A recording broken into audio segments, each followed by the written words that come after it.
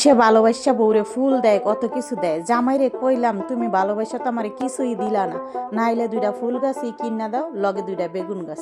সারিতে জামু জামু করে যাওয়া হয় না। আপা বলো কারা তো গাছ লাগায়, আপনি গাছ লাগাইতে পারেন না? গাছ লাগানোর কথা কস, তুই জানোস না আমি গাছের কত ভালোবাসি। ল আয়, এই নে ধর, এই গাছ লাগাইতে চাই আমি। এত গাছ লাগাইতে কেমনে ভাবলি আমি গাছ লাগান ভালোবাসি না? গুলো তো 4-5 দিন হয়ে যায় রাখা দেওয়া হয়েছে, কিন্তু ওই যে আলসেমি করে হচ্ছে, ছাদে ওটা হইতেছে না, লাগানো হইতেছে না। সম্মানিত দর্শক, আসসালামু আলাইকুম। আমি ফাতেমা বলছি নারায়ণগঞ্জ থেকে। সবাইকে ওয়েলকাম জানিয়ে শুরু করছি নতুন আরও একটি লাইফস্টাইল ব্লগিং ভিডিও।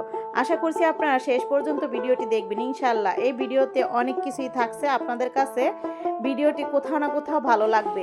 তবে শেষ পর্যন্ত দেখলে আপনাদের কাছে একটু হলেও ভালো লাগবে কোথাও না কোথাও। পর্যন্ত ভিডিও না দেখলে আসলে কিছুই বোঝা যায় না এবং ভালোও লাগে না। যারা ভিডিওটা শুরু থেকে শেষ পর্যন্ত দেখবেন তখন বুঝতে পারবেন এবং ভালো লাগবে।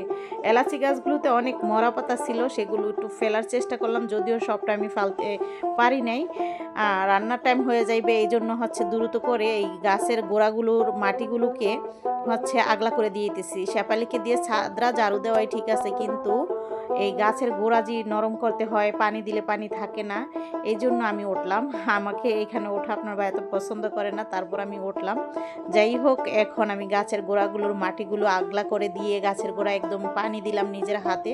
আমি তো উপর থেকে দেই পানিগুলো বোতল দিয়ে, তো এখন নিজে নিচ থেকে দিতে পারতেছি। ওকে বললাম তুমি ছাদ ঝাড়ু দাও, আর হচ্ছে গাছের গোড়ায় যেন কোনো ময়লা টয়লা না থাকে সেগুলো পরিষ্কার করে দিলাম আমিও। আর এই যে গাছটা, এটা এখন হচ্ছে লাগালাম টবে, তো এখন এখানে রেখে দেওয়া হলো।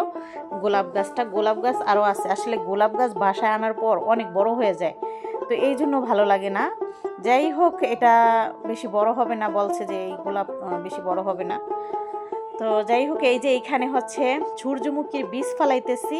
সূর্যমুখী গাছ হবে আর হচ্ছে ফুল ফুটবে, আর আপনাদের সাথে পিক তুলে শেয়ার করব। তো আমাদের তো জায়গা নেই, তো আমরা কি করব, এখানে একটু মাটি ছিল সেইখানেই হচ্ছে লাগানো শুরু করে দিলাম। ছাদ পরিষ্কার করা হয়েছে, গাছ লাগানো হয়েছে। এরপর হচ্ছে গাছের গোড়া টোড়া পরিষ্কার করে মাটি আগলা করে দিয়ে এখন চলে যাবো। এই বাগান বিলাস গাছটা আমি নিচে নামাইছিলাম, এখন আবার উপরে উঠাইয়া দিচ্ছি। আর বড় বেশি হয়ে গেছে, সেইটুকু ভেঙে দিয়েছি, ছোট করে রাখলাম আর কি। আর যারা দেখছেন এই বাগান বিলাস গাছটা কত সৌন্দর্য হয়েছিল, পর বড় হয়ে যাওয়ার পর হচ্ছে উপরে আর ওই ফুলটা ফোটে না, কিন্তু নিচে ফুল ফোটে, এই জন্য হচ্ছে ভেঙে ওই দেখলেনি শুরুতে ভিডিওতে আমি ফেলে দিয়েছি। আর এই যে ডগা মানে নিচের গোড়াটা রাখলাম। এরপর বাসায় তো চলে আসলাম, যেহেতু মাটি লাড়াচাড়া করলাম, এই জন্য গোসল করে শেফালিকে বললাম। শেফালি আবার এই ফাঁকে অন্য কাজগুলো করছে, থালাবাটি ধুইছে, কাপড় ভিজাইছে। শেফালি ঘরটার ঝাড়ু দিতেছে, আমি হচ্ছে টেবিল ক্লথ চেঞ্জ করে দিব। অনেকদিন ধরেই ভাবতেছি করব করব করে করা হইতেছে না। শেফালি তুমি কালকে হালুয়া বানায় খাইছিলা? হ্যাঁ, কত টাকা রাতে তো হালুয়া রুটি আমাদের বাসায় বানানো হয়েছিল, শেফালিকে দিয়েছিলাম, ওরা সেটা খাইছে। এরপর হচ্ছে আবার ওর বড় মেয়ে শ্বশুর বাসা থাকে, তো সে আবার খাইতে চাইছে, এই জন্য হচ্ছে ও বিলে এত পাতলা করে ডাল সিদ্ধ করছে, সেটা বাটবো না ব্লেন্ডার করবো সেটাই ভাবতে মানে পারতেছে না, মানে একদম ডাল হয়ে গেছে এই আর কি। তো সেটা নিয়ে একটু হাসাহাসি করলাম যে তোমার ওই ডাল দিয়ে কি হালুয়া হয়েছে। তো যাই হোক, এখন ঘরটা একটু পরিষ্কার করে ঝেড়ে টেরে দিলাম, ও করতেছে। মানে সব কয়টা রুম তো আর একা ওর গুছগাছ করলে দেরি হয়ে যাবে, অন্যদের বাসায় ওর যেতে হয়, তো এই জন্য সবসময় আমরাও হাতে হাতে করে দেই। আর রান্নাও এই ফাঁকি ফাঁকি করে নিই, এইভাবে করেই হচ্ছে কাজগুলো করতে হয়। তারপর আবার আমার সেলাই কাজ আছে, ওগুলোও করতে হবে। কাজের ফাঁকে ফাঁকে যতটা ঘর দুয়ার গুছগাছ নিজের হাতে না করলে আসলে ভালো লাগে না, আর সেরকমভাবে যারা পোছাও করেও না, তো এই জন্য আর কি। হ্যাঁ, আয়রন মেশিনের এটা আর কি ঠিক করে আনা হলো, এটা দেওয়া হয়েছিল। আমরা যে ফানি ভিডিও বানিয়েছিলাম পেজের জন্য, সেই অংশটা আর কি। ঠিকই কইছস, বুঝলাম।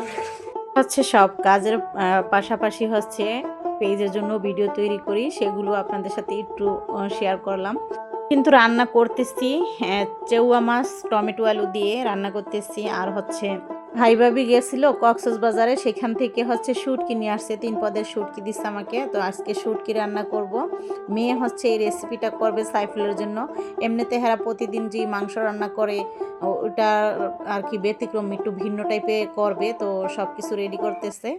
রেসিপিটা কেমন হইলো সেটা আপনাদের দেখিয়ে দিব। এই যে এখানে হচ্ছে প্রথমে মশলা মাখিয়ে নেওয়ার পর মাংসটাকে হচ্ছে ভেজে নিবে একদম ভালো করে, মানে লাল লাল করে ভেজে নেওয়া হবে। তারপর হচ্ছে আমি ওই রান্নাগুলো করছি, এটা আমার মেয়ে রান্না করতেছিল। তো এই যে দেখুন কত কড়া ভাজা দিয়েছে, আর শুধু হাড় ছাড়া বুকের যে মাংস সেই মাংস, আর হালকা করে থেতু করা রসুন, মানে রসুনটা হচ্ছে একেবারে থেতু না, হালকা থেতু করা রসুনটা বেশি করে দিতে হয়, আর ঝালের পরিমাণটা এটা বেশি দিতে হয়। তো এখন হচ্ছে তেলে, সেই তেলের ভিতরেই কিন্তু রসুনটা ভেজে নেওয়া হচ্ছে। তারপর হচ্ছে মরিচ, এখানে ব্লেন্ডার করে নেওয়া হয়েছে মরিচ, পেঁয়াজ,